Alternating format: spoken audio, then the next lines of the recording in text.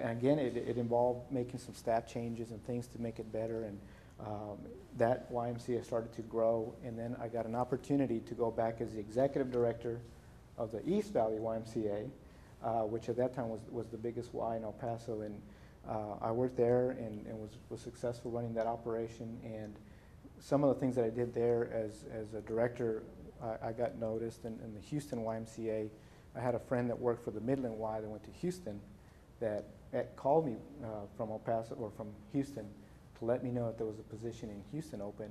And it was the position for the MD Anderson YMCA, which is in the north side of Houston, heavy Hispanic community. And they were looking for a Hispanic director. And so I came to Houston to apply for the position.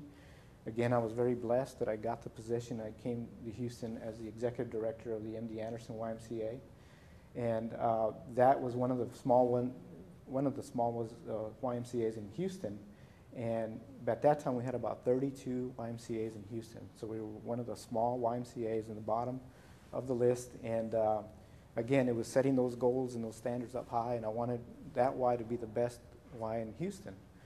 So I made some changes. I wanted it to be customer friendly. I wanted to find out what the members wanted and grow our membership base. And all of a sudden, MD Anderson started getting noticed. You know, we put out a list of all the Ys, and all the Ys that are small go all the way to the bottom. And we slowly started climbing up when I was there. And one of the things that really, really helped our YMCA is, again, the customer service part of it. But the way the Ys get measured most of the time is the retention. They look at 13 months later to see how many members that joined today will be at the YMCA 13 months from now. That percentage of retention measures how well your YMCA is doing, is what we used to use as a standard. We also get measured in our partners' contributions, which is contributions that we have to raise in the community to scholarship kids that can't afford programs in the YMCA. So if you have a big scholarship fund and you have a good retention and you have a good membership growth, then you are a good YMCA, and that's kind of how you get ranked. Well, MD Anderson at the time, we started at the bottom.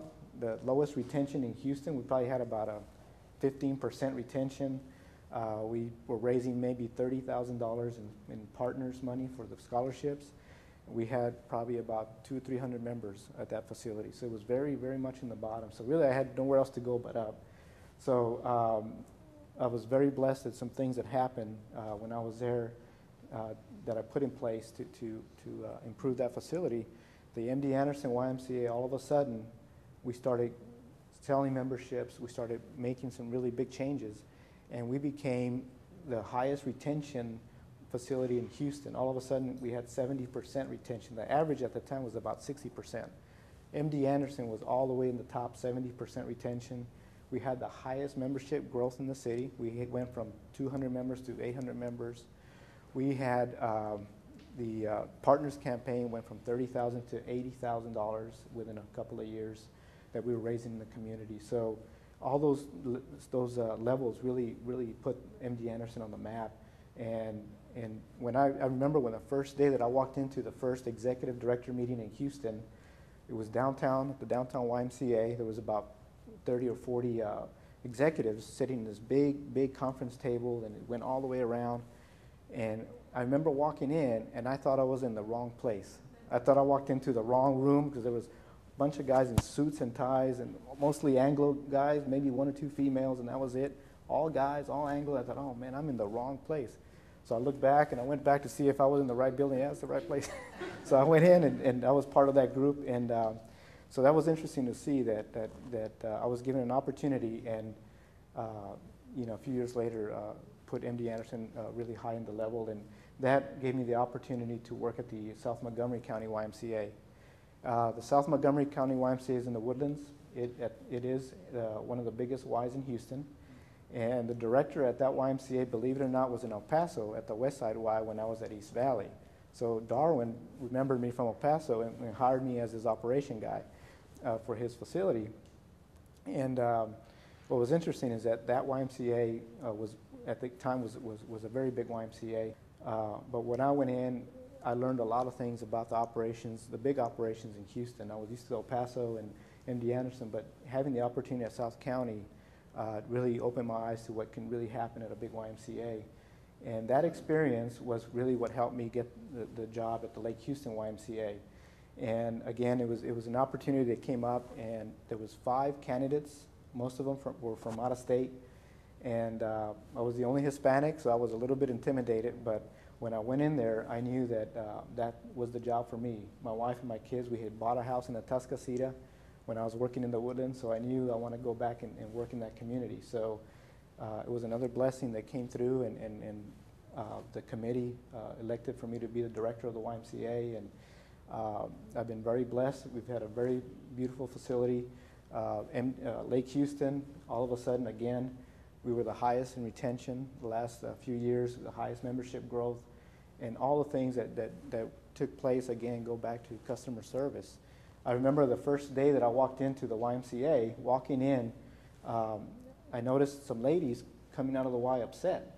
And one of the things that I noticed is that they were mad because, you know, here's a mom with a baby in a car seat and all that, leaving the Y, and they were upset. And I went to the front desk and I asked, why are these ladies mad?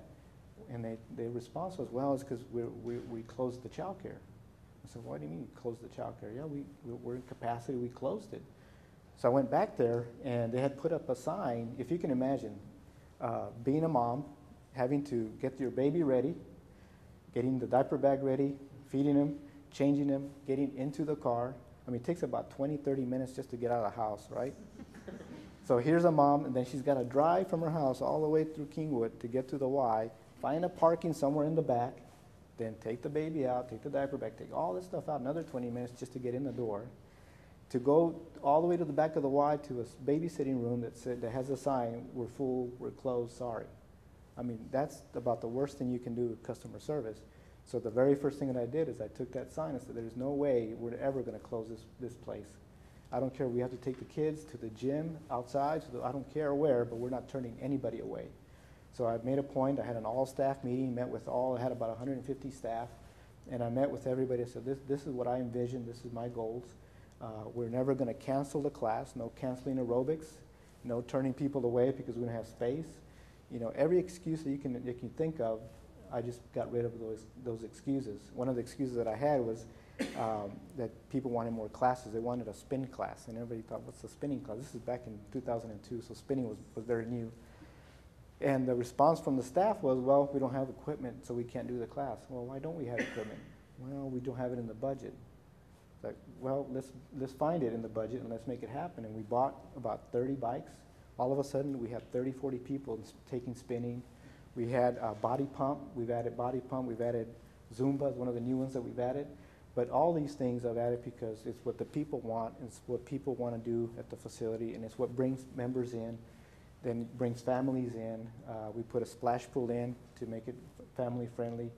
So all of a sudden, from 2,000 members, we went all the way to almost 4,000 members at this facility. So if you can imagine, those are simple things, simple steps, but it all goes back to not being afraid, not being afraid to take a risk, and just not putting any roadblocks, and just being positive and being expecting high-level standards. And I want to talk a little bit about my childhood so I can kind of explain where some of that came from. You know, growing up in Canotillo, you know, being a part of a family with 12 kids, we were, at that time, we were very poor, but everybody was poor, so you really didn't know you were poor. But the one thing that opened my eyes, that made me realize that, you know, well, we're poor. You know, my mom came from Torreon, Mexico. At 14, she came to the United States with nothing, worked for a family in Albuquerque, then she went to live with her sister in Juarez, which is a border town in El Paso. So my aunt lived in Juarez, and my mom lived in Juarez with her, and that's kind of where my mom and dad met, in El Paso. My dad is from Canotillo, but his parents were from Durango. So we lived in a small community, very poor, and mostly labor families. My dad worked for Border Steel, steel factory. He worked doing odd jobs with the county and some other places. And my mom worked for, at the time it was FARA